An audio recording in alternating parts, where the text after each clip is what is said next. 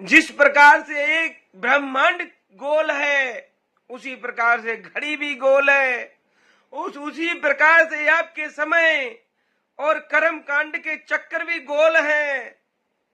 जैसे सर्कल गोल होता है, आप यहां से दौड़ लगाना शुरू करो और वापस उसी जगह आ जाते हैं। उसी प्रकार से आपके कर्म भी हैं। अगर कर्म यहाँ पे आप गलत करोगे तो इसी जन्म में आपको घूमकर यहीं आना पड़ेगा। मेरे प्रेमियों, ये वीडियो मैं आप सबके बीच में लाया हूं और आप सब लोग मुझे ये भी बताना कि ये वीडियो मैंने कहां से लिया और किसके ऊपर बनाया। मेरे प्रेमियों, ये वीडियो तो मैं डाल रहा हूं, बड़ा भावुक हो रहा हूं कि कर्म बंदा अगर अच्छे करता है तो उसका जीवन भी अच्छे लास्ट पर्यंत तक अच्छा चलता है। अगर उसके कर्मों में जरा सी त्रुटियां हो जाती हैं, जरा सी गलतियां बंदा कर देता है, क्योंकि माया, ये माया ठगनी रूप होता है, आपको लुभाती है, भटकाती है आपके मन को। आपके मन से किया गया कार्य आपके तन को परेशानी उठानी पड़ती है। मेरे प्रेमियों, ये गांव की कहानी है। एक गांव में 5 भाई बड़े प्रेम से रहा करते थे। बड़े भाई उनके सरकारी जॉब पर चले जाते हैं, पुलिस की जॉब लग जाती है बढ़िया सी। छोटे भाई खेती का काम करते हैं, गांव में हल बैल चलाकर खेती कर कर अपने भाइयों का पेट पाला करते हैं। कुछ समय के चलते चलते बड़े भाई की शादी हो जाती है और उनके छोटे भाई की भी शादी हो जाती है। शादी के बाद बच्चे हो जाते हैं। बड़े भैया के बच्चे हो जाते हैं 5-6, छोटे भैया के बच्चे हो जाते हैं 5। अब उन बड़े भाई के बेटी हुई, छोटे भाई के भी बेटी हुई, तो आपस में इतना उनमें प्रेम भाव था कि भैया मैं अपनी बेटी के लिए भी पैसा फिक्स डिपॉजिट कर रहा हूं और आपकी बेटी के लिए, बेटियां तो बेटियां होती हैं, मेरी हो या तेरी, क्योंकि जब प्यार होता भाइयों में तो ऐसा होता है। आगे समय चलते हुए खेती किसानी करते करते भाइयों का पेट पालते पालते समय आगे बढ़ता चला जा रहा है। जो कमाते हैं, खेती ज्यादा होती नहीं है पास में, जो किसानी से मजदूरी से कमाते हैं, कहीं अगर 2 बीघा खेत मिल गया तो खरीद लिया मिलकर भाइयों ने। इस प्रकार से एक समय वो आ जाता है, छोटे भाई की बेटी जब जवान हो जाती है, शादी के लिए तैयार हो जाती है। शादी के लिए जब भाई वर देखता है तो बड़ा भाई मुकर जाता है। बड़ा भाई कहता है मैंने जो फिक्स डिपॉजिट कोई की नहीं, मेरे पास कोई पैसा नहीं। छोटे भैया उतना पैर फैलाना जितना आपकी चादर हो, चादर के बाहर पैर निकाले तो आपका पैर कटेगा, मैं कोई जिम्मेदार नहीं हूंगा। अब जिसकी बेटी जवान होती है, आदमी हक वक भूल जाता है, आदमी के ऊपर लोड होता है, क्योंकि वो पुराने टाइम का समय था। 15-16 साल की उम्र में शादी कर दी जाती थी बेटियों की। ऐसे चलते उन्होंने लड़का देखा, खेती किसानी करने वाला लड़का देखा और लड़का देख के शादी कर दी। कोई अच्छे घर में शादी नहीं हो पाती है, बहुत बढ़िया घर में। बड़े भैया ने तो पैसा सारा जोड़ के रखा खाते में, करी जो अपने बेटियों की अच्छे अच्छे शादी करते हैं। जो पैसा फिक्स डिपॉजिट किया था छोटे भाई की बेटी के लिए, वो पैसे से उन्होंने एक खेत खरीदा। खेत खरीदने के बाद में कुछ समय के बाद में जब उनका छोटा बेटा जवान होता है, उसकी नौकरी के लिए जब वो पैसा लगाते हैं तो उनके पास पैसा होता नहीं, क्योंकि बच्चे परिवार बड़ा हो जाता है। अब उन्हें कोई दलाल मिलता है, वो कहता मैं तुम्हारे बेटे की सरकारी जॉब लगवा दूंगा, लेकिन पैसा 7.5 लाख रुपए लगेगा। तो वो खेत जो था, जो वो बड़े छोटे भाई की बेटी के लिए पैसा जमा किया था, खेत खरीदा था, वही खेत उन्होंने बेचा अपने छोटे बेटे की जॉब के खातिर। ये देखो माया का जाल। और दलाल के हाथ में पैसा दिया, जॉब भी नहीं पाया,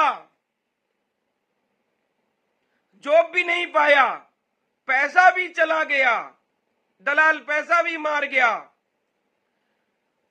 तो ये और उतना खेत भी बिक गया, वही खेत बिका। ये देखो समय और चाल कि समय कैसे थप्पड़ मारता है इंसान को। समय बड़ा बलवान है, समय से बड़ा दुनिया में कुछ नहीं है। ये गीता में साफ साफ लिखा है कि समय का चक्र बहुत बलवान है। समय को आजकल कोई नहीं जीत पाया। ऐसे तो श्री कृष्ण भगवान भी जो महाभारत का युद्ध हुआ था वो युद्ध नहीं होने देते, युद्ध को रोक देते, क्योंकि वो तो भगवान थे, वो तो सब कुछ जानते थे, कौन जीतेगा कौन हारेगा। लेकिन बंदे का शरीर के अंदर जो अहम होता है, जो बंदे की चाल चली होती है, उसका फल तो भोगना पड़ेगा ना। जो दुर्योधन ने, कौरव पुत्रों ने जो गंदे कृत्य किए थे, द्रौपदी के साथ में बीच भरी सभा में चीर खींचा था, अब शब्दों से उनको अपमानित किया था, तो मेरे प्रेमियों आप ये मत समझना कि आज मैं कोई कृत्य करता हूं इसका फल नहीं मुझे भोगना पड़ेगा। ये प्रेमियों आपको फल जरूर भोगना पड़ता है। आज देखो उनका खेत भी बिक गया और आज वो भटर भटर करता है वही बेटा। मेरे प्रेमियों आपसे हाथ जोड़कर निवेदन है कि आप सब काम करना पर किसी के हक का मत खाना। कोई आप हक के हिस्सेदार नहीं है। आपने किसी के हक का अगर खाना निकाला है तो उसको खिलाना जरूर मेरे प्रेमियों। ये मैं आप सबके बीच में कहता हूं कि किसी के हक की, अगर कुत्ते के हक की रोटी निकाली है तो कुत्ते के दिए जरूर देना। गाय के लिए अगर आपने एक निवाला निकाला है तो गौ माता को पहुंचाना जरूर। उसी प्रकार से अगर किसी बेटी के लिए आपने कोई हक निकाला है तो उसका हक नहीं मारना। अगर आप उसका हक मारेंगे तो जीवन पर्यंत आप उस हक के लिए आप जीवन पर्यंत भोगेंगे अपने जीवन में। अपने देखते देखते ये सब कर्मों की माया है और माया आपको लुभाती है, माया का जाल है ये। मेरे प्रेमियों इस माया से कोई भी नहीं बचा, चाहे वो कौरव पुत्र हो, चाहे वो राजा दशरथ के पुत्र हो, इस माया जाल से कोई नहीं बचा। जिस प्रकार से श्री राम भगवान राजमहल में जन्मे, मैया जानकी माता, सीता माता राजमहल में जन्मी और राजमहल में विदाई होके आती हैं, उसके बाद में 14 वर्ष का वनवास काटती हैं। तो कहीं ना कहीं देखा जाए तो आपको आपके अगर आपने कुछ भी किसी के साथ कोई कृत्य किया है,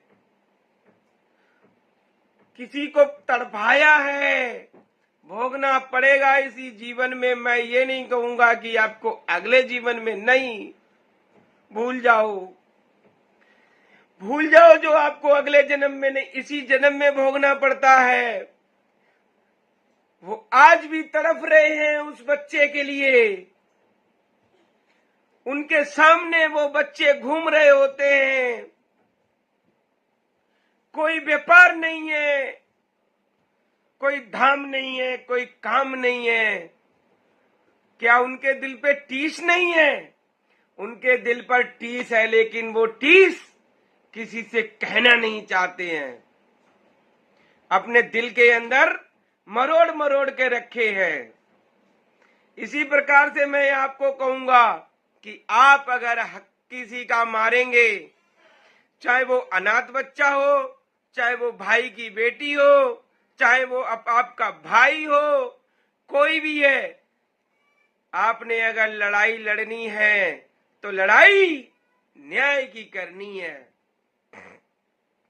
अगर नहीं करनी है तो न्यायाधीश तो बैठा है मेरे प्रेमियों, वो आपको न्याय दिला देगा, आपको पता भी नहीं चलेगा और आपको ऐसा पराजित करेगा कि जो कि समाज में आप मुंह दिखाने के लायक नहीं रहेंगे। कर्मों का जाल तो इतना बुरा जाल है कि अगर ये मांस की जीभ आदमी उठाकर पटक तो देता है, लेकिन इसका परिणाम बहुत बुरा होता है। इसलिए कुछ कहने से पहले सोच लो, कुछ करने से पहले थोड़ा सा सोच लो, कुछ कहने से पहले सोच लो। थोड़ा बोलो, ज्यादा सुनो। मेरे प्रेमियों, मैं आप सबसे यही कहना चाहूंगा कि कर्मों का जाल बड़ा बुरा है। कर्मों का जाल जब पूरा बुन जाता है तो उसमें जब आप फंस जाते हैं, जैसे जाल में मछली फंस जाती है, कितना भी प्रयास कर ले लेकिन वो मछली निकल नहीं सकती, चाह करके निकल नहीं सकती। इसी प्रकार से जब कर्मों का जाल आदमी खुद बुनता है और कोशिश करता उसमें निकलने की, तो निकल नहीं सकता। कोई भी प्रयास करने से नहीं निकल सकता है उसका, जब तक वो पूरा कर्मों का फल पूरा नहीं पाएगा। आज भी बैठे बैठे वो यही सोचते हैं कि क्या मैंने किया। आज उनके बेटे भी देखो, जिसकी बेटे के लिए आपने इतना सब बोला और शादी में पैसा भी नहीं दिया, उनके बेटे मौज उड़ाते हैं। और उनके बेटे जिन्होंने 40,000 50,000 रुपया बोल के नहीं दिया, खेत खरीद लिया, खेत भी गया, नौकरी भी गई, व्यापार भी नहीं है, दाम भी नहीं है, काम भी नहीं है। कर्मों का फल चाहे बेटा भोगे चाहे खुद भोगो, भोगने तो पड़ेंगे। ये संसार है, ये पृथ्वी गोल है, ये ब्रह्मांड गोल है, ये घड़ी गोल है, ये वापस जरूर आती उसी टाइम। ये घड़ी जो होती, ये समय जो होता, आपको बताता क्या है? ये यही बताता, ये गोल है, ये यहीं से चलती और यही वापसी आ जाती है। इसका मतलब अगर आप समझ जाओगे तो आप एक अच्छे इंसान बन जाओगे। अगर इसका मतलब आप नहीं समझ पाओगे तो आपको कर्मों का फल भोगना पड़ेगा। जय श्री श्याम, राधे राधे।